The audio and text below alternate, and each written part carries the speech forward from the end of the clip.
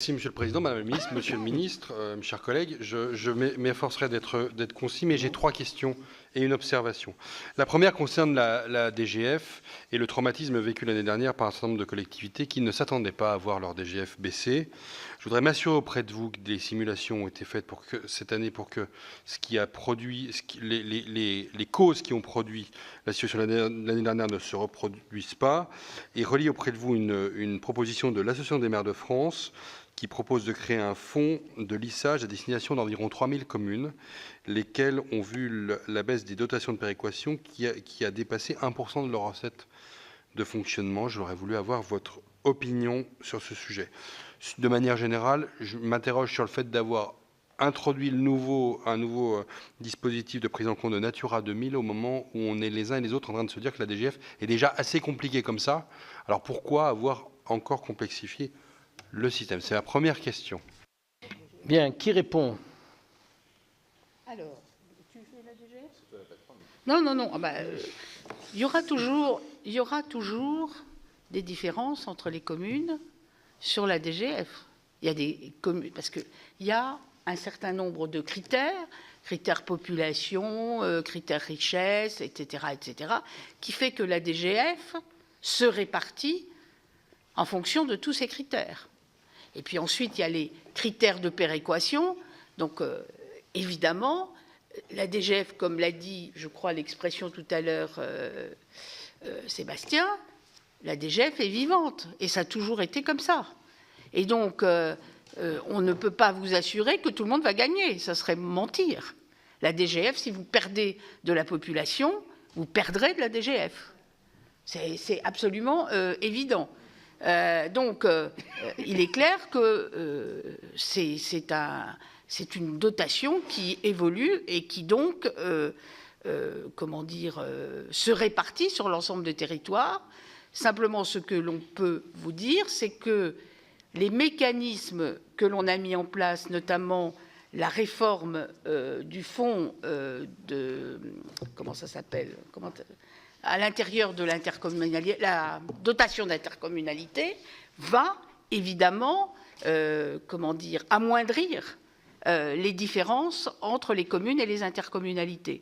On fait tout pour que, la répartition se fasse sans choc aussi important que lors de la mise en place de l'intercommunalité. Ça, oui. Mais il y aura toujours des différences. C'est comme ça. Si vous reprenez, quand il y avait baisse des dotations, c'était la même chose. La dotation était aussi... Bon. Deuxième point sur Natura 2000. Ce n'est pas un critère de la DGF. C'est hors critère de la DGF. C'est une politique spéciale. Parce que, moi j'ai connu des communes qui étaient classées presque totalement en Natura 2000. Comme vous le savez, il y a les variables d'ajustement et que parfois on prenait sur l'enveloppe Natura 2000 pour les variables d'ajustement. Et donc le gouvernement a accepté un amendement du rapporteur général créant une dotation en faveur des communes dont une part significative du territoire est comprise dans un site Natura 2000. Environ 1000 communes sont concernées. Voilà. Et un amendement du gouvernement sera nécessaire dans la navette pour améliorer le financement de cette dotation. Mais ça n'est pas dans la DGF. Alors ensuite... Pardon, il y avait une troisième question, non? Non. Alors, Monsieur Hervé. J'en profite, Monsieur le Président, pour glisser mon observation sur le coefficient d'intégration fiscale, qui a été très bien évoqué par Sébastien Lecornu, mais il peut, ça et là, créer un certain nombre de difficultés. Je veux le nommer parce que c'est important. Dans des territoires où des évolutions significatives ont été faites, avec des agrandissements de périmètres intercommunaux, voire des communes nouvelles, il peut être nécessaire de, j'ouvre les guillemets en employant le terme utilisé par le président de la DCF, Jean-Luc Rigaud, de déciffer, c'est-à-dire d'utiliser le principe de subsidiarité et de redonner un certain nombre de compétences à l'échelon le plus pertinent. Ce faisant, l'intercommunalité y est perdante. Et donc, n'avoir que comme seule règle l'intégration fiscale n'est parfois pas le meilleur outil qui permet d'adapter les choses. Je voulais, c'est une observation, ce n'est pas une question, mais je voulais que ce soit dit parce que... C'est-à-dire, chers collègues, en réalité, si je comprends bien, dans ce type de processus, en effet, ça stabilise le fonctionnement de la communauté de communes quand elle peut restituer parce que les communes en ont la capacité, parce qu'il y a des fusions de communes, par exemple. On se trouve dans la situation où on restitue des compétences qui étaient intégrées aux communes.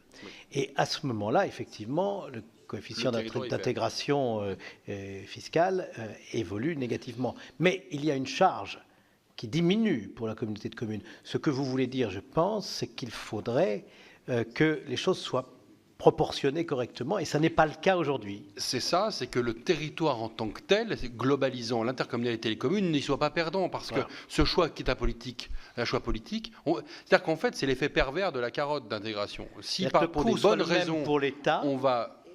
Le coût soit le même pour l'État, mais la répartition différente. On pouvait avoir cette vision-là quand la carte intercommunale n'était pas achevée. Elle l'est.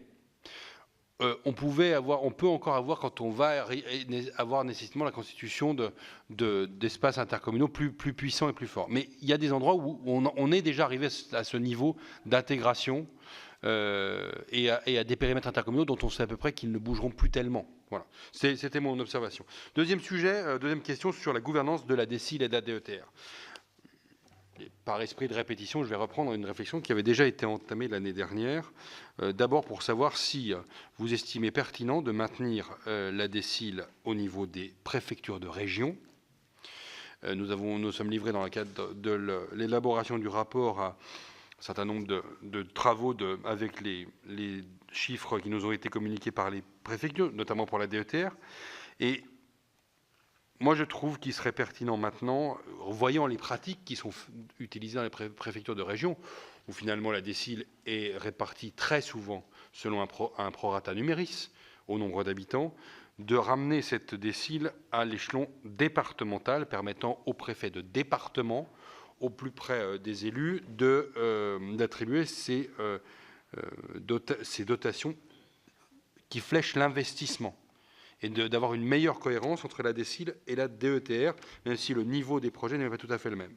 Et puis aussi, de progresser en matière de transparence et d'association des élus, en créant une forme de commission départementale des investissements publics locaux qui permettrait, en laissant la main au préfet, mais d'avoir une consultation qui soit faite aux élus qui sont dans la commission habituellement DETR, dont on s'aperçoit qu'elle fonctionne à peu près bien partout, et qu'elle permet d'avoir une forme de dialogue entre le préfet de département et les élus locaux.